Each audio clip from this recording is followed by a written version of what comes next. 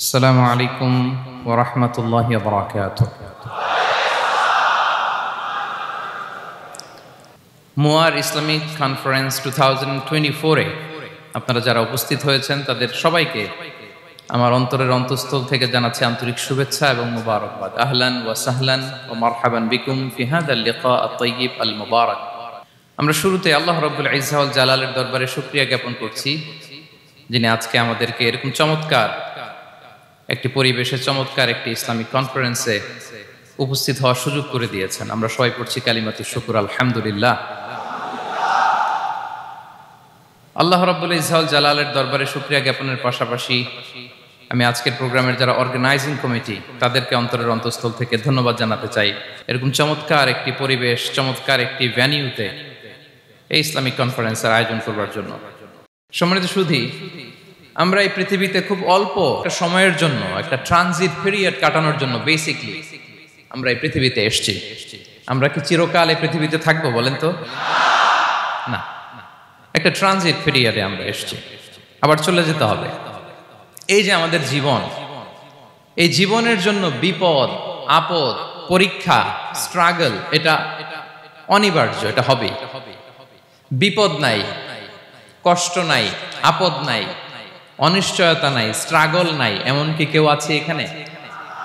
কেউ কি হাত তুলে বলতে পারবেন যে হুজুর আমার জীবনে কোনো বিপদ নাই, অথবা আমার জীবনে কোনো দুঃখ নাই, কষ্ট নাই, কোনো স্ট্রাগল নাই, কোনো রিস্ক নাই? এরকম সৌভাগ্যবান কেউ আছেন এখানে? তাহলে জীবনের জন্য পরীক্ষা এটা অনস্বীকার্য, হবেই হবে পরীক্ষা। পৃথিবীর জীবনটাই এমন, এভাবেই এই লাইফকে ডিজাইন করা হয়েছে। পরীক্ষা থাকবে, এখানে বিপদ থাকবে, এগুলো উত্তীর্ণ হয়ে আপনাকে যেতে হবে। চিরসুখ চির শান্তি এটাই পৃথিবীতে হয় না। চিরসুখ এবং চির শান্তির জায়গা হচ্ছে জান্নাত। চিরসুখ এবং চির শান্তি কোথায়? এটা জান্নাতের বৈশিষ্ট্য। চিরসুখ চির শান্তি, টেনশন নাই, ঝামেলা নাই, পরীক্ষা নাই, বিপদ নাই, রিস্ক নাই, স্ট্রাগল নাই, এটা হচ্ছে দ্য ফিচার্স অফ জান্নাত, জান্নাতের ফিচার। কিন্তু সমস্যা বাদে তখন যখন জান্নাতের ফিচার আমরা দুনিয়ায় খুঁজি, যেটা পাবো আমরা জান্নাতে, এটা খুঁজি কোথায়? এই তখনই সমস্যা বাদে। And this is the main problem, এটাই বড় সমস্যা। এই সমস্যার সমাধান কোথায়, এটা নিয়ে আজকে আমি কিছু কথা অ্যাড্রেস করবো ইনশাআল্লাহ। তো তাহলে আসুন শুনি জান্নাতের ফিচার কি। জান্নাতের কমন একটা ফিচার হচ্ছে জান্নাতে there will be no sickness in paradise। জান্নাতে কোনো অসুস্থতা থাকবে না, চিরসুস্থ। সুবহানাল্লাহ পড়েন। চিরসুস্থ, চির সবল, কেউ অসুস্থ হবে না জান্নাতে। জান্নাত হবে অ্যান্টি এইজিং, জান্নাতে বয়স বাড়বে না কারো, চিরযৌবনা, চিরযুবক, অ্যান্টি এজিং। আপনারা জানেন যে বর্তমান পৃথিবীতে অ্যান্টি এজিং ক্রিম পাওয়া যায় না? ক্রিম, কথা বুঝতেছেন? অ্যান্টি এজিং ক্রিম পাওয়া যায়। তারা বলে এই ক্রিম মাখলে চামড়ায় ভাঁজ পড়ে না। এটার দাম আছে কিন্তু অনেক। অ্যান্টি এজিং ক্রিম লাগায়, শ্যাম্পু ইউজ করে, অ্যান্টি এজিং অয়েল আছে, এটা দিলে নাকি চামড়ায় ভাঁজ পড়ে না। ইভেন ভারতের অনেক বড় একজন ব্যবসায়ী মুকেশ আম্বানি, নাম শুনছেন না? যে তার ছেলের বিয়ে হয়ে গেল, তো এই মুকেশ আম্বানির স্ত্রী নীতা আম্বানি, সে কিছুদিন আগে এক বোতল গোল্ড ওয়াটার খেয়েছে, gold water, and it's cost $60,000। $60,000 দাম এক বোতল গোল্ড ওয়াটারের। কেন? ফর অ্যান্টি এজিং, যাতে বয়সের ছাপ গালে না থাকে। এখন বলেন, এভাবে কি আমাদের বয়সকে ধরে রাখা সম্ভব এই পৃথিবীতে? সম্ভব না, কারণ এই ফিচারটা দুনিয়ার ফিচার না, এটা জান্নাতের ফিচার। সুবহানাল্লাহ পড়েন। তাহলে জান্নাতে কেউ অসুস্থ হবে না, জান্নাত হবে চির যৌবন, চির যৌবনা। ওখানে আমরা যুবক থাকবো, প্রত্যেকে 33 বছরের যুবক যুবতী হয়ে জান্নাতে ঢুকবো। বিষ্ণু ইসলাম বলেন, আহলুল জান্নাতি জুরদা ওয়া মুরদা ওয়া আবনাউ সালাসিন ওয়া সালাসিন। জান্নাতে যারা যাবে শুভ্র দাড়িবিহীন, প্রত্যেকে হবে 33 বছর বয়সের। ওই যে 33 বছর বয়সে একবার ঢুকলেন, আর বয়স বাড়বে না, ওইটাই চিরকাল ওই বয়স পাবেন। জান্নাতের আরেকটা ফিচার হচ্ছে নো ফ্রাস্ট্রেশন, কোনো চিন্তা নাই, দুশ্চিন্তা নাই, হাইপার টেনশন নাই, সজীব প্রাণবন্ত। সুবহানাল্লাহ। জান্নাতের আরেকটা ফিচার হচ্ছে there is no expiry date in জান্নাত। এক্সপায়ারি ডেট আছে? জান্নাতে যে ঢুকবো 7 দিনের জন্য চেক ইন, নাকি চেক ইন কয় দিনের জন্য? 7 দিন 10 দিন পরে চেক আউট করে ফেলবে এরকম না, নো এক্সপায়ারি ডেট, আজীবন। একবার এন্ট্রি পেলে বের হওয়ার টেনশন নাই। আল্লাহু আকবার। তাহলে no expiry date, rather it's eternal, আজীবন থাকবেন, খালিদিনা ফিহা, চিরকাল থাকবেন। এবং জান্নাতের সবচাইতে গুরুত্বপূর্ণ ফিচার হচ্ছে there will be no death in জান্নাত। জান্নাতে আপনার আর মৃত্যু হবে না, মৃত্যুর বিদায় হবে। তার মানে আপনি অমর হবেন। তাহলে আপনি চির সুস্থ, চির সবল হবেন জান্নাতে, চির যুবক থাকবেন, প্রাণবন্ত থাকবেন, আপনি অমর হবেন, আপনি জান্নাতে মরবেন না। জান্নাতীরা যখন জান্নাতে যাবে ফেরেশতারা ডেকে বলবে, ইয়া আহলাল জান্নাতি ইন্না লাকুম আন তাসিহু ফালা তাসকামু আবাদা। জান্নাতীরা চিরকাল সুস্থ থাকবা, অসুস্থ হবা না। ইন্না লাকুম আন তাশিব্বু ফালা তাহরামু আবাদা, তোমরা শাবাব থাকবা, বুড়া হবা না। ওয়া ইন্না লাকুম আন তাহইয়াউ ফালা তামুতু আবাদা, চিরকাল বেঁচে থাকবা, মরবা না। এবং সেদিন জান্নাতে মৃত্যু দেয়া হবে, মৃত্যু দেয়া হবে। ইউতাল মাউতু বিকাবশিন আমলাহ, একটা ছাগলের আকৃতিতে মৃত্যুকে আনা হবে। ফায়ুযবাহুল মাউত, মৃত্যুকে জবাই দেয়া হবে।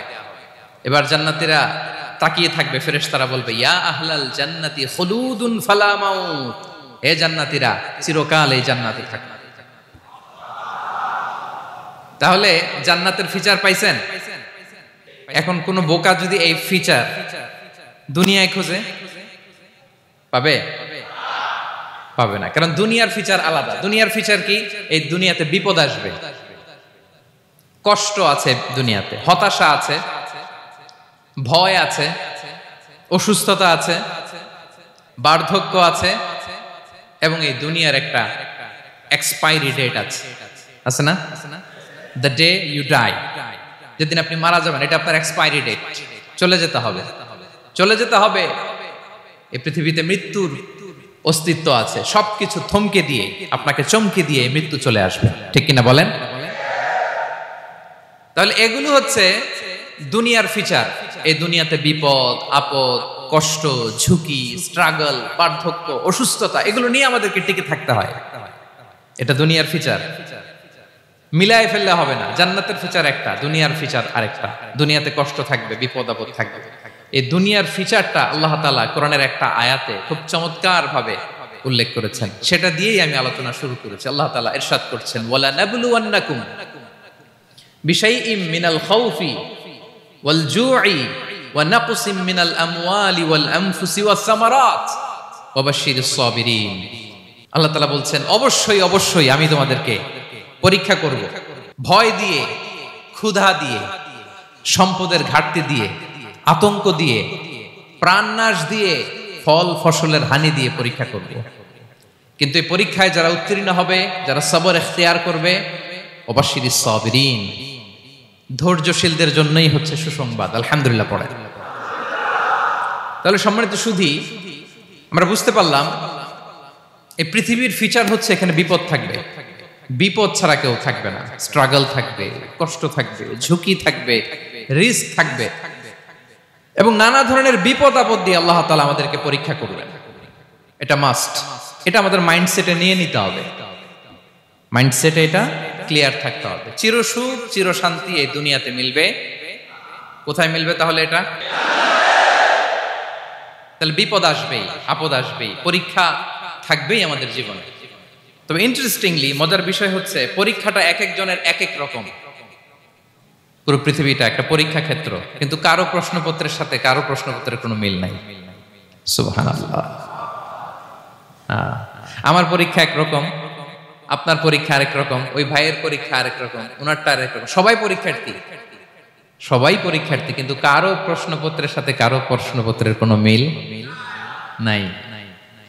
কারোর জন্য পরীক্ষা হচ্ছে সে খুব অসুস্থ, প্রচন্ড অসুস্থতা, তার জন্য পরীক্ষা। ক্যান্সারের রোগী, দুরারোগ্য ব্যাধি, ডক্টর বলছে ফোর্থ স্টেজে চলে আসছে, কয়েক মাস বাঁচতে পারে, এটা তার জন্য পরীক্ষা। আবার কারো দেখবেন যে খুব একটা অসুস্থতা নাই, অসুস্থতার ঝামেলা নাই, কিন্তু তার দারিদ্রতা আছে, তার আর্থিক অনটন, এটা তার জন্য পরীক্ষা। আবার কারো দেখবেন অসুস্থতাও নাই, দারিদ্রতাও নাই, তার দাম্পত্য জীবনের সমস্যা আছে না নাই? অনেকের দেখবেন এগুলো কোনোটাই সমস্যা না, তার ছেলে কথা শোনে না, মাদকাসক্ত, মাদকাসক্ত, রিহ্যাবে পাঠায়, আবার আসে, আবার গাঁজা খাওয়া শুরু করে, আছে না নাই বলেন? দেখেন তার পরীক্ষাটা আবার আলাদা। অনেকের দেখবেন মেয়ে বাবার কথা শোনে না, আবার অনেকের দেখবেন যে ব্যবসায় সমস্যা, লসের পর লস, লাভ উঠাতে পারে না। তাহলে পরীক্ষা ছাড়া, বিপদ আপদ ছাড়াই দুনিয়াতে কেউ নাই, কেউ নাই প্রিয় ভাইরা। এটা আমাদের মাথায় রাখতে হবে। পরীক্ষা আপনাকে দিতেই হবে, পরীক্ষা দিয়ে দিয়েই নিজেকে প্রমাণ করতে হবে। আর এক একজনের পরীক্ষাটা এক এক রকম, কারো পরীক্ষার সাথে কারো পরীক্ষার কোনো মিল থাকবে না। তো মাঝে মাঝে আমরা এটা ভুলে যাই। আল্লাহ তাআলা কালামে পাকে রিমাইন্ডার দিয়ে আমাদেরকে স্মরণ করিয়ে দিতে চান যে এই পৃথিবীতে আসলে তোমরা এসেছো পরীক্ষা দিতে। এটাই জীবনের বড় বাস্তবতা। আমাদের জীবনে যত হতাশা, আমাদের জীবন নিয়ে যত অভিযোগ, আমাদের মনে যত কষ্ট, আমাদের হৃদয়ের ভেতরে যত অস্থিরতা, তার মূলে হচ্ছে এই সমস্যা যে আমরা ভুলেই গেছি আমরা পরীক্ষা দিতে আসছি। এটা যদি ভুলে না যান, এটা যদি আপনার মাইন্ডসেটে থাকে যে পুরো জীবনটা একটা পরীক্ষা, তাহলে দেখবেন কোনো কিছু আপনাকে কাবু করতে পারবে না। আপনি হতাশ হবেন না, জীবন নিয়ে আর অভিযোগ থাকবে না, আপনি ভেঙে পড়বেন না, সব অভিযোগ হতাশা দূর হয়ে যাবে। তারপর বুঝতে পারলাম পরীক্ষা আপনাকে দিতেই হবে। পরীক্ষা দেয়া ছাড়া এই পৃথিবী থেকে চলে যাওয়ার কোনো চান্স বা সুযোগ আমাদের কারো নেই। সূরাতুল আনকাবুতে আল্লাহ তাআলা এই কথাটা আরো চমৎকার ভাবে বলেছেন। আল্লাহ তাআলা ইরশাদ করছেন, আহাসিবান নাসু আইয়ুতরাকু আইয়াকুলু আমান্না ওয়া হুম লা ইফতানুন ওয়ালাকাদ ফাতান্নাল্লাযীনা মিন ক্বাবলিহিম ফালা ইয়া'লামান্নাল্লাহুল্লাযীনা সাদাকু ওয়ালা ইয়া'লামান্নাল কাযিবিন। আল্লাহ বলেন, মানুষ কি ভেবেছে সে শুধু বলবে আমি ঈমানদার আর তাকে আমি জান্নাতে ঢুকাই দিব? না, কখনো না, কোশ্চিন কালেও না। বরং পূর্ববর্তীকালে যারা পৃথিবীতে এসেছিল তাদেরকে আমি পরীক্ষা নিয়েছি, পরীক্ষা করেছি, এবং তাকেও ঈমানের প্রশ্নে সে সত্যবাদী না মিথ্যাবাদী পরীক্ষা দিয়ে দিয়ে নিজেকে প্রমাণ করতে হবে। ঠিক কিনা বলেন? পরীক্ষা দিয়ে আপনাকে প্রমাণ করতে হবে।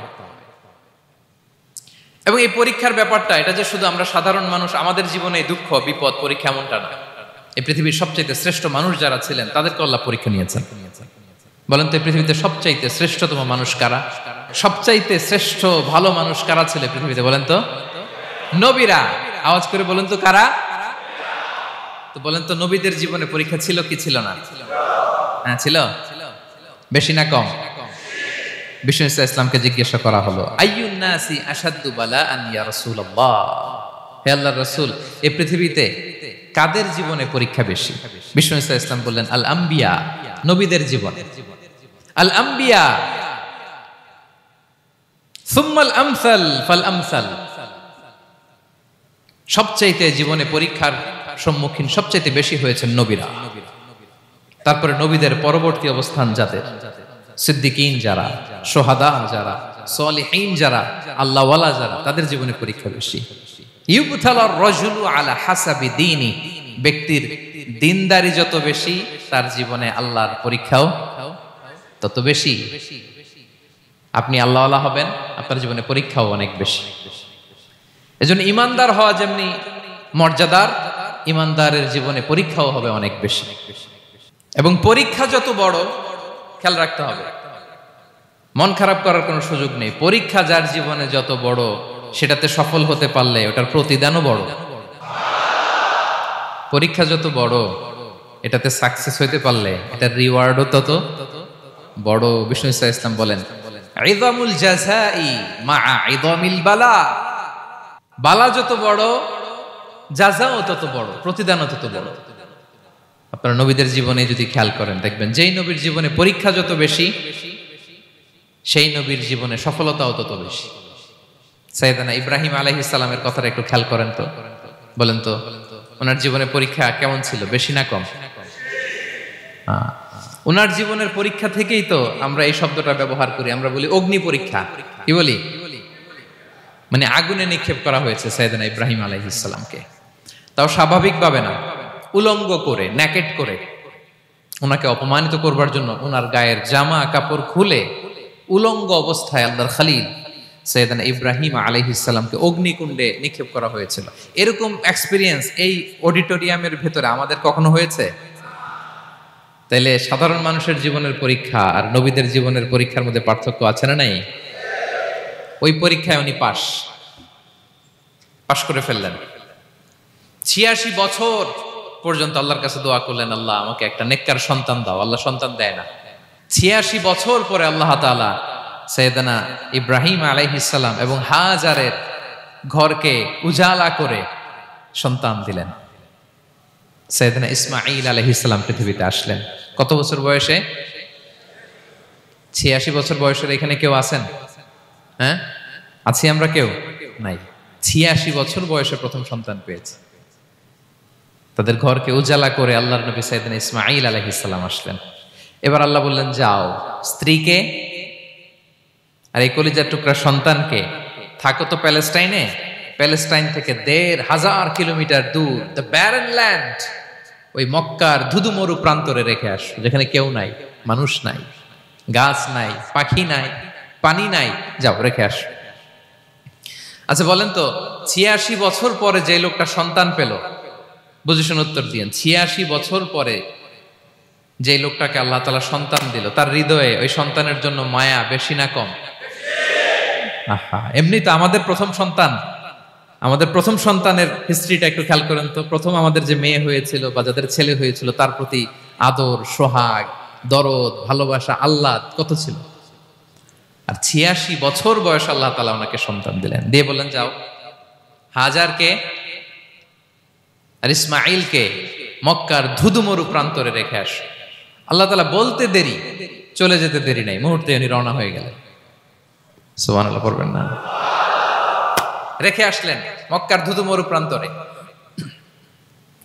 এবার আল্লাহ বললেন, যাও রিটার্ন ব্যাক টু প্যালেস্টাইন, প্যালেস্টাইনে চলে যাও। চলে গেলেন, হৃদয়টা ভেঙে খান খান। অনেক বছর পরে আল্লাহ তাআলা আবার অনুমতি দিলেন, যাও এবার ছেলেকে দেখে আসতে পারো, যাও প্যালেস্টাইন থেকে আবার মক্কায় যাও। সাইয়েদনা ইব্রাহিম আলাইহিস সালাম প্যালেস্টাইন থেকে আবার ১৫০০ কিলোমিটার পথ পাড়ি দিয়ে, এখনকার মতো ফ্লাইটে যায় না, গাড়িতেও না, উটে করে। কিসে করে? উনি যে কতবার মক্কা থেকে ফিলিস্তিন এসেছেন আর গিয়েছেন, কোনো ইয়ত্তা নাই, হিসাব নাই।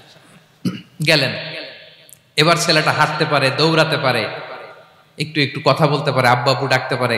কেমন মায়া লাগে বলেন তো? মায়া ভালোবাসায় যখন টইটম্বুর, ঠিক ওই মুহূর্তে আল্লাহ বললেন, ছেলেকে জবাই করো, জবাই করো ছেলেকে। আল্লাহ তাআলা বলতে দেরি করেছেন, আল্লাহর আদেশ পালনে ১ সেকেন্ডও তিনি দেরি করেন নাই। ছুরি চালালেন, জান্নাত থেকে দুম্বা নিয়ে আসা হলো। এভাবে আল্লাহর নবী ইব্রাহিম আলাইহিস সালাম ওনার জীবনের প্রতিটি ক্ষেত্রে যেখানে আল্লাহ তাআলা ওনাকে পরীক্ষা নিয়েছেন, উত্তীর্ণ হয়েছেন।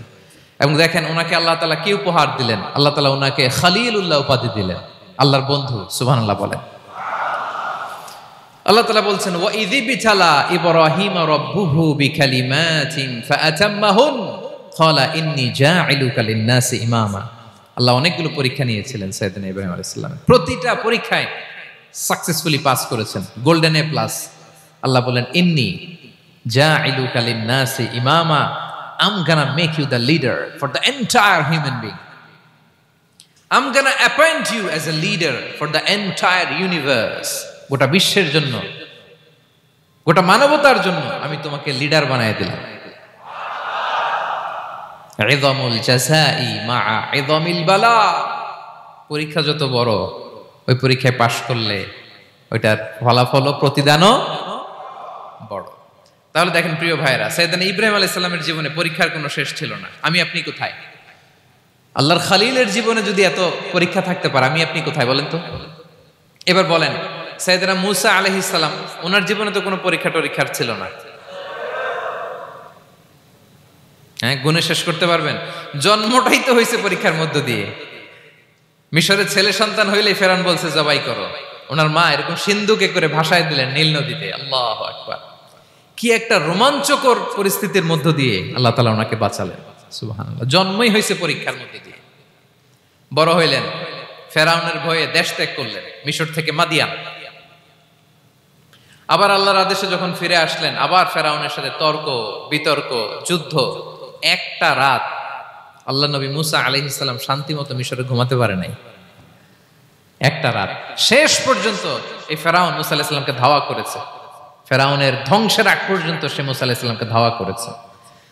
তার মানে মুসা আলাইহিস সালাম এই বিপদ আপদ পরীক্ষা এগুলো থেকে মুক্তি পান নাই। এবার বলেন ঈসা আলাইহিস সালামের কথা, ওনার জীবনে তার পরীক্ষা ছিল না? কি পরীক্ষা ছিল? হ্যাঁ, আল্লাহু আকবার। Same scenario goes to the biography of every messenger in the world. পৃথিবীর সব নবীর ক্ষেত্রে একই ঘটনা ঘটেছে। সাইয়েদনা ঈসা আলাইহিস সালাম দাওয়াত যখন দিলেন, ওনার বিরোধিতা শুরু হলো, ওনাকে হত্যার ষড়যন্ত্র হলো। ইভেন কি ওনাকে মারার জন্য বনি ইসরায়েলেরা উদ্ধত হলো, জানে বাঁচবার জন্য পালালেন। এক ঘরে ঢুকলেন, চারদিক দিয়ে ঘেরাও করলো। উনি দরজা জানালা লাগাই দিলেন। ওরা বললো, একজন দরজা ভেঙে জানালা ভেঙে ভিতরে ঢুকে দেখো বেটা ঈসা কি করে। একজন ভিতরে ঢুকছে, ঢুকার সাথে সাথে বাল রাফাআহুল্লাহু ইলাইহি, আল্লাহ তাআলা ঈসা আলাইহিস সালামকে উপরে উঠায় নিলেন। আর যেই লোকটাকে তারা ভেতরে ঢুকালো, তার চেহারাকে আল্লাহ তাআলা ঈসা আলাইহিস সালামের চেহারার মতো করে দিলেন। এবার তার বাইরের সাথীরা বলে, ঘটনা কি? বেটা ঈসাও বেরোয় না, আমাদের লোকটাও বেরোয় না, সবাই ঢুক। দরজা ভেঙে ভেতরে ঢুকে দেখে ঈসা দাঁড়ায় আছে। সে বলেন তো, এটা ঈসা না মিসা? এটা কি আসল ঈসা? ওমা কতালু ওমা সলাবু ওয়ালাকিন শুব্বিহা লাহুম। আল্লাহ বলে, তোমরা আমার নবী ঈসাকে হত্যাও করতে পারো নাই, শুলেও চড়াতে পারো নাই। আমি সেফটি সিকিউরিটি দিয়ে আমার নবী ঈসা আলাইহিস সালামকে আকাশে তুলে নিয়েছি। তাহলে ওনার জীবনও পরীক্ষার শেষ ছিল না। এবার যদি আমরা বিশ্বনবী সাল্লাল্লাহু আলাইহি ওয়াসাল্লামের জীবনের দিকে তাকাই, ওনার জীবনটা দেখেন তো। আমাদের পেয়ারা নবী বিশ্বনবী মুহাম্মদুর রাসূলুল্লাহ সাল্লাল্লাহু আলাইহি ওয়াসাল্লাম, ওনার জীবনে কি স্ট্রাগল ছিল? স্ট্রাগল। মাক্কি জীবনের কথা যদি একটু খেয়াল করেন, দেখেন তো 3 বছর শিয়াবে আবি তালেবে জেল খেটেছেন, না খেয়েছিলেন। ওনার বংশের লোকেরা প্রথমে ছাগল খেয়েছে, ছাগলগুলো যখন শেষ, ছাগলের চামড়াগুলো শুকিয়ে ওইটা খাইছে। গাছের পাতা ছাল এগুলো খেয়ে খাবারের অভাবে বেহুশ হয়ে পড়ে থাকতো তারা। না খেয়ে কয়দিন ছিলেন আপনি? আমি কয়দিন ছিলাম না খেয়ে? মনেই তো পড়ে না খেয়েছিলাম কিনা কোনোদিন। এ হচ্ছে মাক্কি জীবন। মেন্টালি প্রেসার দেয়া হয়েছে। বিশ্বনবীর চাচা আবু লাহাব, তার 2 ছেলে উতবা আর উতাইবা, এদের সাথে বিয়ে দিয়েছিলেন 2 মেয়ের। যখন দাওয়াত দেওয়া শুরু করলেন, 2 মেয়েকে ডিভোর্স দিয়ে দিল। দেখেন, একটা বাবার জন্য প্রাপ্তবয়স্কা মেয়েকে যখন উঠায় নেয়ার আগে ডিভোর্স দেয়, তার মানসিক অবস্থাটা কেমন থাকে বলেন? মেন্টালি প্রেসারাইজ করা হয়েছে, ফিজিক্যালি হ্যারাস করা হয়েছে। বিষ্ণু ইসলাম যখন নামাজে দাঁড়াতেন, উটের পচা নারী ভুঁড়ি বিষ্ণুনবীর কাঁধে চাপিয়ে দেওয়া হতো। আপনার জীবনে এরকম ঘটছে কখনো? আপনি নামাজ পড়তেছেন, উটের পচা নারী ভুঁড়ি আপনার কাঁধে চাপিয়ে দেওয়া হয়েছে। কয়দিন হয়েছে এরকম? কয়দিন হয়েছে? হ্যাঁ, তারপরে তো আলহামদুলিল্লাহ বেরোয় না মুখ দিয়ে। কেমন আছেন হুজুর কোয়েন না, বেশি একটা সুবিধার না, তাই না? বেশি একটা একটু মিলাবেন। কতটুকু পরীক্ষা আমরা দিয়েছি। তায়েফে গেলেন বিশ্বনবী, তায়েফে গেছিলেন জমির বায়না দিতে, তাই না? জমি কিনবে তায়েফে। তায়েফবাসীদেরকে জাহান্নামের আগুন থেকে বাঁচাতে গিয়েছিলেন, নিজের জন্য না। সেখানে তায়েফের ছেলেরা পাথর মেরেছে বিষ্ণু ইসলামের গায়ে। এত শুভ্র দেহ ছিল, চেহারা ছিল, বিষ্ণুনবীর গা দিয়ে ঝরঝর করে রক্ত ঝরেছে। ফিজিক্যাল হ্যারাসমেন্টের শিকার হয়েছেন বিষ্ণু ইসলাম।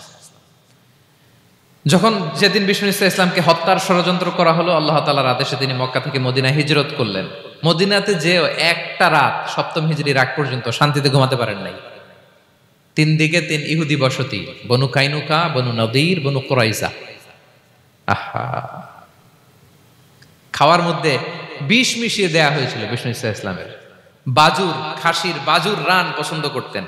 এক ইহুদি মহিলা বিষ্ণু ইসলামের ওই রানের মধ্যে বিষ মিশিয়ে দিয়েছিল। ওই বিষের যন্ত্রণায় মৃত্যুর আগ পর্যন্ত বিশ্বনবী কাতরাতেন, এবং উনি ইন্তেকালের সময় ওই বিষের ব্যথা যন্ত্রণাতে ইন্তেকাল করেছেন। বিশ্বনবীর ইন্তেকালটা শাহাদাতের ইন্তেকাল ছিল। বিষ্ণু ইসলাম বলেছেন, ওই যে খায়বার এলাকার ওই মহিলা যে আমার খাবারে বিষ মিশিয়েছিল, সেই বিষের যন্ত্রণা, বেদনা, কষ্ট আমি অনুভব করছি। খেয়ে না খেয়ে দিন প্রচারের কাজে নিজেকে দিয়েছ বিলিয়ে, তায়েফের কাফিরেরা চিনল না সে আলো, দুষ্ট ছেলেদের পিছু দিল লেলিয়ে, পাথরের আঘাতে ক্ষত বিক্ষত হয়ে সারা শরীর থেকে রক্ত ঝরে। হে রাসূল তোমাকে ভুলি আমি কেমন করে, হে রাসূল তোমাকে ভুলি আমি কেমন করে। হাজার ব্যথা বেদনার পরে ফিরে আসনি তুমি আপন ঘরে, দিনের আলো তুমি ছড়িয়ে দিতে চলে গেলে মদিনায় মক্কা ছেড়ে। হে রাসূল তোমাকে ভুলি আমি কেমন করে, হে রাসূল তোমাকে ভুলি আমি কেমন করে। ঠিক কিনা বলেন? একটা রাত শান্তিতে শান্তির ঘুম তিনি দিতে পারেন নাই। প্রিয় ভাইরা, তাহলে আমরা কি বুঝলাম? বিশ্বনবীর জীবনে পরীক্ষা ছিল কি ছিল না? আমাদের উপায় আছে? আমরা বাঁচতে পারবো এই বিপদ আপদ পরীক্ষা ঝঞ্ঝাল থেকে? বাঁচতে চাইলেও বাঁচতে পারবো? পারবো না। ইমাম মালিক আলাইহি রাহমা নাম শুনেছেন? ইমাম মালিক, ওনার জ্ঞান থেকে লাখো লাখো মানুষ উপকৃত হয়েছে, কোটি কোটি মানুষ উপকৃত হয়েছে। মদিনার রাস্তায় রশি দিয়ে ওনাকে টেনে হিচড়ে এক এলাকা থেকে আরেক এলাকায় নিত জালেম বাদশারা। ইমাম মালিক আলাইহি রাহমা। ইমাম আহমদ ইবনে হাম্বল, ওনাকে বেত্রাঘাত করা হতো, চাবুক দিয়ে পেটানো হতো। আমাদের মাযহাবের ইমাম আল ইমাম আল আযম আবু হানিফা আলাইহি রাহমা, ওনাকে কারাবন্দী করা হয়েছিল। তার মানে দেখেন, যত বড় বড় স্কলার, যত বড় বড় মাশায়েখ, এমনকি আম্বিয়া আলাইহিমুস সালাম, ওনারাও পরীক্ষা বিপদ আপদ থেকে রেহাই পাইছে? তাহলে আপনি আর আমি পাবো? বলেন তো। তাহলে এটা আমাদের ব্রেইনে গেঁথে নিতে হবে যে জীবন মানেই এখানে বিপদ থাকবে, পরীক্ষা থাকবে, স্ট্রাগল করে করে আমাকে আগাতে হবে। কেউ আমার জন্য রেড কার্পেট বিছিয়ে রাখবে না। এই জীবনটা বড় জটিল। This is life how it's design. এভাবেই পৃথিবীকে ডিজাইন করা হয়েছে। এখানে বিপদ আছে, কষ্ট আছে। এই পরীক্ষা দিয়ে দিয়ে আপনাকে উত্তীর্ণ হতে হবে। বুঝতে পেরেছেন প্রিয় ভাইরা? নাও দ্য কোশ্চেন আরাইজেস, এখন প্রশ্ন হচ্ছে, কেন আল্লাহ এই পরীক্ষা নেন? কেন? আল্লাহ তাআলা সূরা মুলকে বলেছেন, এই পৃথিবী সাজানোর, এই জীবন মৃত্যুর এই খেলা, এটার উদ্দেশ্যটাকে আল্লাহ তাআলা স্পষ্ট করে বলেছেন। আল্লাযী খালাকাল মাউতা ওয়াল হায়াতা লিয়াবলুয়াকুম আইয়ুকুম আহসানু আমালা। জীবন মৃত্যু দিয়ে তোমাদের জীবনকে সাজানো হয়েছে এজন্য, যাতে করে তিনি তোমাদের পরীক্ষা করতে পারেন। কি করতে পারেন? তোমাদের মধ্যে কে সৎকর্মে অগ্রগামী, কে কাজে ভালো, আমলে ভালো, এটা দেখার জন্য। বেসিকলি আল্লাহর দেখার প্রয়োজন নাই, আমাদেরকে দেখানোর জন্য এই পরীক্ষার আয়োজন। আমি ভালো করবো না খারাপ করবো এটা আল্লাহ জানে না? তো ওনার পরীক্ষা করা লাগে কেন? কথা বলেন। আমি জান্নাতি না জাহান্নামী এটা আল্লাহ জানেন না? বেসিকলি আমাদেরকে জানানোর জন্য এই পরীক্ষার আয়োজন। কাদেরকে জানানোর জন্য? মানে তুমি জেনে যাও তুমি জান্নাতি না জাহান্নামী। আমি ভালো করেই জানি। একটা ছোট্ট উদাহরণ দিলে বুঝতে পারবেন প্রিয় ভাইয়েরা। ধরেন আল্লাহ তাআলা দুইজনকে সৃষ্টি করলেন। উদাহরণস্বরূপ একজনের নাম আব্দুল্লাহ, আরেকজনের নাম আব্দুর রহমান। সৃষ্টির পরে আব্দুল্লাহকে বললেন, আব্দুল্লাহ, আমি জানি তুমি পৃথিবীতে 50 বছর হায়াত পাইতা, খুব ভালো কাজ করতে, তুমি দুনিয়াতে অনেক ভালো কাজ করতে, এটা আমি আগেই জানি। আমার অসীম জ্ঞান বলে আমি আগে থেকেই জানি। তো যাও, তোমার এইমাত্র সৃষ্টি করলাম, যাও তুমি জান্নাতে ঢুকে যাও, কারণ আমি জানি তুমি জান্নাতি হবে। আচ্ছা, আর আব্দুর রহমান, তুমি পৃথিবীতে খুব খারাপ কাজ করতে, এটা আমি জানতাম। তোমারে পাঠাইলে খারাপ কাজ করবা, তুমি সীমা লঙ্ঘন করবা, অন্যায় করবা, অপরাধ করবা, তুমি জাহান্নামী হবা, যাও। যেহেতু আমি জানি পরীক্ষার আর দরকার নেই, তোমারে জাহান্নাম দিয়ে দিলাম, যাও ঢুকে যাও। আব্দুল্লাহ ঠিকই জান্নাতে ঢুকে যাবে, আব্দুর রহমান কি ঢুকবে? ঢুকবে। সে বলবে, আল্লাহ এই মাত্র আমারে বানাইলেন, এই মাত্র আপনি আমাকে সৃষ্টি করলেন, সৃষ্টি করেই বলতেছেন তুমি জাহান্নামে যাও, আর বলতেছেন আমি জানি দুনিয়াতে পাঠালে তুমি খারাপ কাজ করবা, তুমি জাহান্নামী হবা, পাঠানোর আর কি দরকার, আগে থেকে জাহান্নামে যাও। আল্লাহ আপনি জানলে জানতে পারেন, আমি তো জানি না। ঠিক কিনা বলেন? সে বলবে, না আল্লাহ আপনি ভুল বলতেছেন, এই দুনিয়াতে পাঠাইলে আমি খুব ভালো কাজ করতাম, আমি সীমা লঙ্ঘন করতাম না, নামাজ পড়তাম, রোজা রাখতাম, হজ করতাম, যাকাত দিতাম, সাদাকা করতাম, চ্যারিটি করতাম, জনকল্যাণকর সব ভালো কাজগুলো আল্লাহ আমি করতাম। এজন্য আল্লাহ তাআলা পরীক্ষার আয়োজন করেছেন, যাতে করে তুমি জেনে যাও যে পৃথিবীতে তুমি কি করেছো। এখন আর আল্লাহকে এক্সকিউজ দেওয়ার সুযোগ নেই। আচ্ছা বলেন তো, আবু জাহেলকে যদি আল্লাহ এখন কিয়ামতের দিন বলে, Abu Jahl go to the hell fire, আবু জাহেলের কিছু বলার সুযোগ আছে? কারণ ও দুনিয়াতে কি করে আসছে এটাও জানে না। ফেরাউনকে ডেকে যদি আল্লাহ বলে, ফেরাউন তুমি জাহান্নামে যাও, go to the hell fire, ওর কি কোনো এক্সকিউজ দেওয়ার সুযোগ আছে? বলেন, সুযোগ আর আছে? কারণ তুমি দুনিয়াতে কি করেছো তোমার চেয়ে ভালো কেউ আর জানে। তা পৃথিবীতে এই পরীক্ষার, এই আয়োজনের সবচাইতে বড় উদ্দেশ্য হচ্ছে যাতে করে আমরা দেখে যাই যে আমরা কি কাজ করছি। কেউ যখন পরীক্ষা দেয় প্রিয় ভাইরা, ওই পরীক্ষায় কত পাবে তার একটা হিসাব আছে না? বলেন, আপনি গণিত পরীক্ষা দিয়ে আসছেন, যে 100তে 100 পাবে সে বলতে পারে আমার সব অঙ্ক হয়েছে, ঠিক কিনা বলেন? আর যে লাড্ডু গুড্ডু বুঝছেন তো, কিছুই পারে নাই, ঘোড়ার ডিম, তারও একটা হিসাব আছে যে সে কিছুই লিখে আসতে পারে নাই। তাই পৃথিবীতে এই পরীক্ষার আয়োজনের প্রধানতম কারণ হচ্ছে যাতে করে আমরা বুঝে যেতে পারি যে আমরা কোথায় যাব, জান্নাতে না জাহান্নামে। প্রিয় সুধী, এ পর্যায়ে আমরা জানবো এই যে পরীক্ষা আল্লাহ তাআলা নিচ্ছেন আমাদেরকে, এই পরীক্ষায় সফল হওয়ার মূল মন্ত্র কি। কোরআনে বিভিন্ন আয়াতে এই পরীক্ষার কথা বলা হয়েছে এবং এই পরীক্ষার সফলতার মূল মন্ত্রও কোরআনে ঘোষিত হয়েছে। আলহামদুলিল্লাহ বলেন। যে আয়াত দিয়ে আমি শুরু করেছি, এই আয়াতে আল্লাহ তাআলা বলেছেন, ওয়াবাশশিরিস সাবিরিন, নবী হে ধৈর্যশীলদেরকে আপনি সুসংবাদ দিন, ধৈর্যশীলদেরকে সুসংবাদ দিন। তার মানে বিপদে ধৈর্য ধারণ করতে হবে প্রিয় ভাইরা। ইন্নামাস সাবরু ইনদা সাদামাতিল উলা, বিপদে আমরা অনেক সময় প্যানিক হয়ে যাই, অস্থির হয়ে যাই, কি করব, হতাশ না। মুমিনরা হতাশ হয় না, ধৈর্য ধারণ করে। কি করে? ধৈর্য ধারণ করার শক্তি দাও গো মেহেরবান আমায়, দাও গো মেহেরবান। পড়েন, ধৈর্য ধারণ করার শক্তি দাও গো মেহেরবান আমায়, দাও গো মেহেরবান। সবাই বলুন একসাথে, ধৈর্য ধারণ করার শক্তি দাও গো মেহেরবান আমায়, দাও গো মেহেরবান। বুকের ভেতর ব্যথার নদী বইছে অবিরাম, বইছে অবিরাম। পড়ুন, ধৈর্য ধারণ করার শক্তি দাও গো মেহেরবান আমায়, দাও গো মেহেরবান। পড়েন আমিন। আল্লাহ যেন বিপদে আমাদেরকে ধৈর্য ধারণ করার তৌফিক দান করে।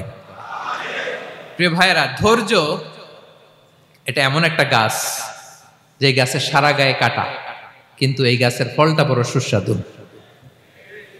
আই রিপিট, আমি আবারও বলছি, ধৈর্য এটা এমন একটা গাছ যে গাছের সারা গায়ে কাটা, কিন্তু ফলটা বড় মিষ্টি, ফলটা বড় সুস্বাদু। সবাই ধৈর্য ধারণ করতে পারে না। বিষ্ণু ইসলামকে আল্লাহ তাআলা নানা সময় আশ্বস্ত করেছেন, সান্ত্বনা দিয়েছেন, আর ধৈর্যের বাণী শুনিয়েছেন। আল্লাহ বলেন, ফাসবির কামা সবারা উলুল আজমি মিনার রসুল। নবী হে, আপনার আগে দৃঢ় প্রত্যয়ী নবীরা যেরকম ধৈর্য ধারণ করেছে, আপনিও ধৈর্য ধারণ করুন। সূরাতুল মুজাম্মিল আল্লাহ তাআলা বলছেন, ওয়াসবির আলা মা ইয়াকুলুনা ওয়াহজুরহুম হাজরান জামিলা। ওরা যাই বলুক আপনি ধৈর্য ধারণ করুন, ওদের কথাকে ইগনোর করুন, just ignore what they are saying to you. যা বলে আপনি জাস্ট ইগনোর করেন। ওরা বিষ্ণু ঈসা ইসলামের মনোবলকে ভেঙে দেওয়ার জন্য কখনো বিষ্ণু ঈসা ইসলামকে কবি বলে গালি দিত। কবি কি বলতো? শায়ের। কখনো বলতো মজনুন, পাগল। নাউজুবিল্লাহ পড়বেন না? পাগল বলে গালি দিত। মাঝে মাঝে বলতো কাহিন, গণক। মাঝে মাঝে বিষ্ণু ঈসা ইসলামকে তারা বলতো আবতার, লেস কাটা।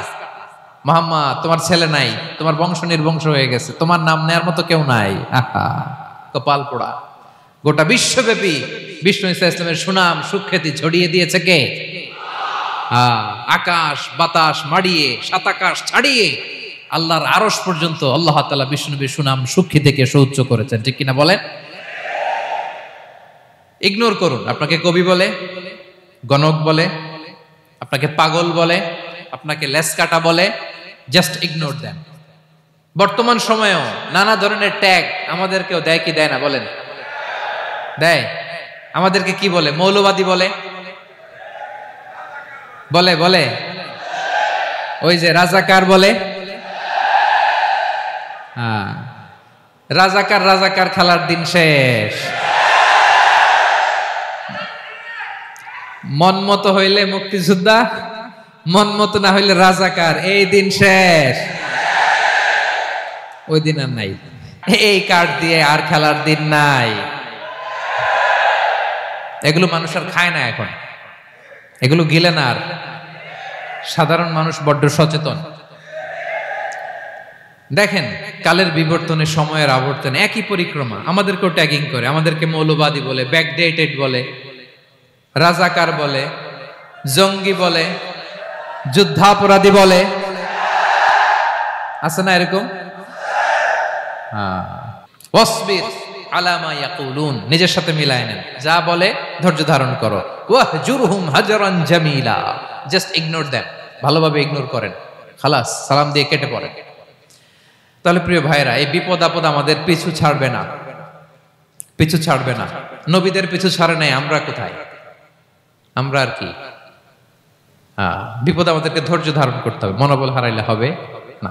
দেখেন বিশ্বনবী কিভাবে আপনাদেরকে সান্ত্বনা দেয়। বিশ্বনবী বলেন আজাবান লি আমরিল মুমিন, মুমিনের ব্যাপারটা বড় আশ্চর্যজনক। ফাইন্না আমরাহু কুল্লাহু লাহু খাইর, মুমিনের জীবনে যা ঘটে সবটাই খাইর, সবটাই কল্যাণ।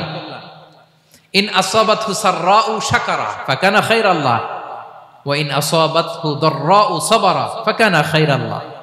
মুমিনের জীবনে যদি সুখ আসে তাহলে মুমিন শুকরগুজার হয়, এটা তার জন্য ভালো। আর যদি মুমিন জীবনে দুঃখ আসে তাহলে সে সবর ইখতিয়ার করে, এটাও তার জন্য ভালো।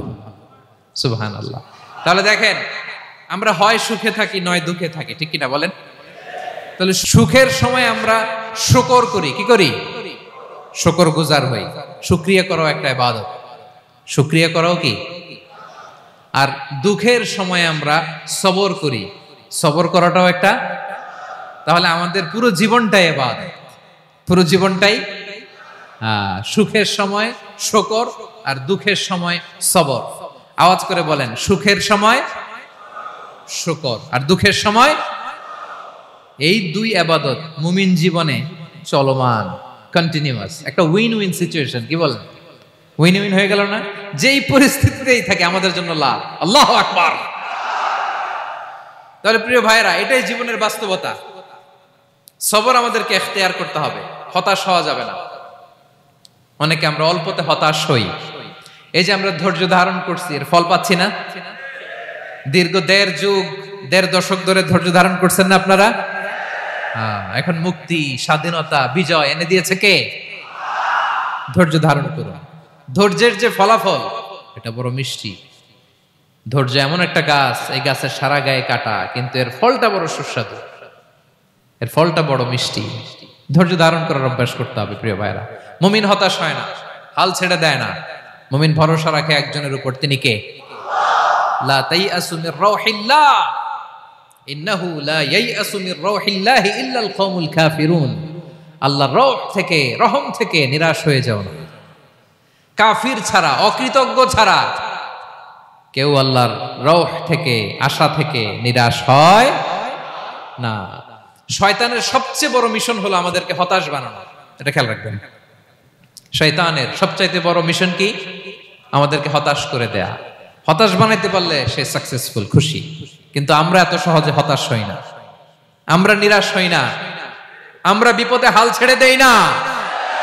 আমরা ভরসা রাখি এক মহান সত্তার উপর। তিনি কে? মনে থাকবে? বিপদ আসলে ভেঙে পড়বেন, ভিসা না হইলে কান্নাকাটি শুরু করবেন, ব্যবসায় লস হইলে হাউমাউ, হ্যাঁ, দেশ থেকে কোনো দুঃসংবাদ আসলে হতাশ হবেন, ভেঙে পড়বেন। ধৈর্য ধারণ করব আমরা। আওয়াজ করে বলেন, আমরা কি করব? সবর। বিপদ ট্যাকেল দেওয়ার প্রথম স্টেপ হচ্ছে সবর। ধৈর্য ধারণ করতে হবে।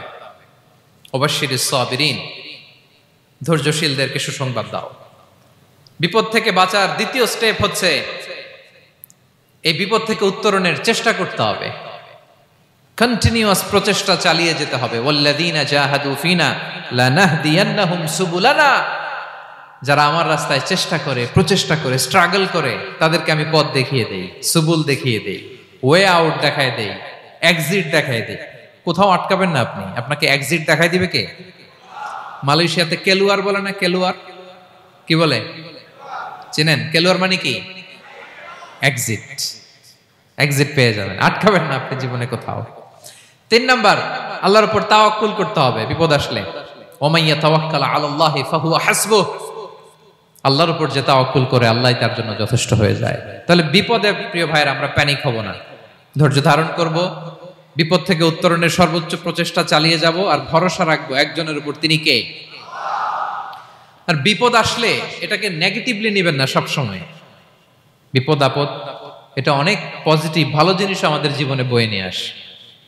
শাইখুল ইসলাম ইবনু তাইমিয়া আলাইহি রাহমা উনি বলতেন, খুব দামি কথা, খুব হেভি ওয়েট কথা, মনোযোগ দিয়ে শুনুন। তিনি বলতেন, যে নেয়ামত তোমাকে আল্লাহ থেকে দূরে সরায়, ওই নেয়ামতের চেয়ে বিপদ ভালো যে বিপদ তোমাকে আল্লাহর দিকে ধাবিত করে।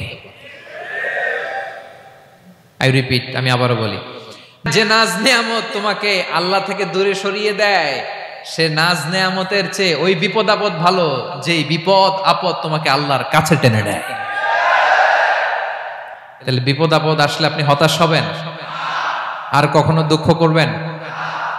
মোয়ারের ভাইয়েরা, আর মন খারাপ করবেন? আপনি খেয়াল করে দেখেন, বিপদ আসলে আমরা আল্লাহরে ডাকি বেশি। যখন অসুস্থ আপনি খেয়াল করেন তো, আল্লাহ আল্লাহ তুমি ছাড়া বাঁচানোর কেউ নাই, আল্লাহ আল্লাহ তুমি হেফাজত করো, আল্লাহ তুমি সুস্থ করে দাও। যখন লাইফ থ্রেট, দেখেন আপনি গুম হয়ে যেতে পারেন, আপনার কারাবন্দি করতে পারে, এরকম একটা বিপদের মধ্যে আছেন, তখন খেয়াল করেন তো আল্লাহর সাথে আপনার কানেক্টিভিটি, রিলেশনশিপটা কতটা ডেভেলপ হয়। কারণ বিপদে পড়লে আমরা আল্লাহরে ডাকি বেশি। তাহলে বিপদ আপদেরও কিছু পজিটিভ সাইড বা দিক আমাদের জীবনে আছে না নাই? অনেক পজিটিভ দিক আছে, কয়েকটা শেয়ার করি। 1 নাম্বার, আল্লাহ 1 নাম্বার পজিটিভ সাইড তো বললাম, ইমাম ইবনু তাইমিয়া যেটা বললেন। এরপরে হচ্ছে মাঝে মাঝে আল্লাহ তাআলা আমাদের মর্যাদাকে আপগ্রেড করতে চায়, এলিভেট করতে চায়। আপনি ধরেন কোন একটা এয়ারলাইন্সের রেগুলার প্যাসেঞ্জার টিকিট কাটেন, মাঝে মাঝে হঠাৎ করে দেখবেন কাউন্টারে গেলে তারা বলে you are upgraded to business class, অথবা you are upgraded to first class. যেহেতু রেগুলার প্যাসেঞ্জার, অনেক মাইলস জমা হয়েছে, আপগ্রেড করে দেয়।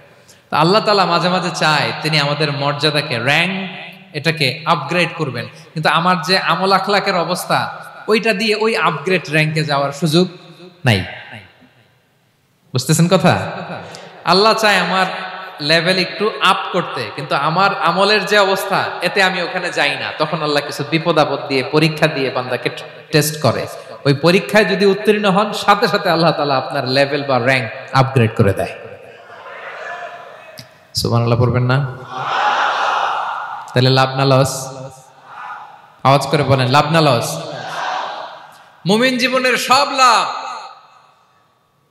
যত বিপদ আপদ আপনাকে স্পর্শ করে, প্রতিটাতেই আপনার জন্য কল্যাণ। বিষ্ণু ইসলাম বলেন, মা ইউসিবুল মুসলিমা মিন নাসাবিন ওয়ালা ওয়াসাবিন ওয়ালা হাম্মিন ওয়ালা হুজনিন ওয়ালা আযান ওয়ালা গাম্মিন হাত্তা শাওকাতি ইউশাকুহা ইল্লা কাফফারাল্লাহু বিহা খাতায়া।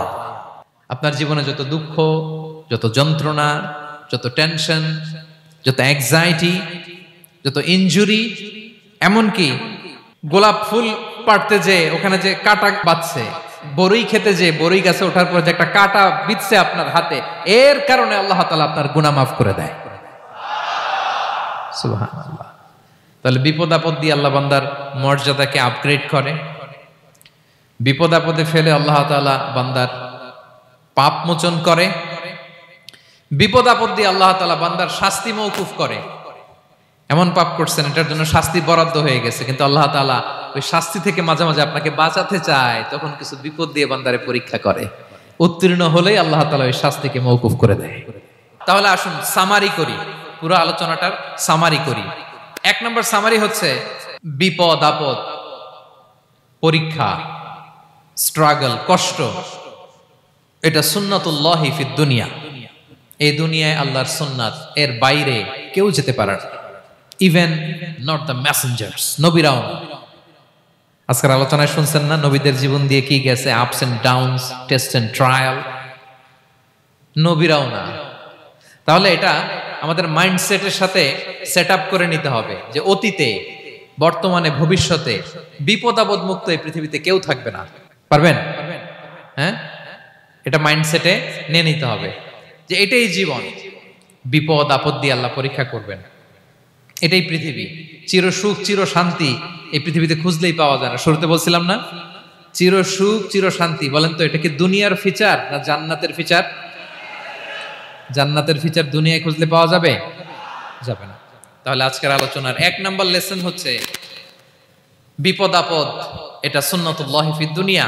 এই দুনিয়া আল্লাহর সুন্নাত, এটা থেকে মুক্তি পাওয়ার কোনো সুযোগ নাই, নবীরাও পায় নাই। দুই নাম্বার লেসন, বাঁচার যেহেতু সুযোগ নাই, we have to face it with patience, intellect and tawakkul.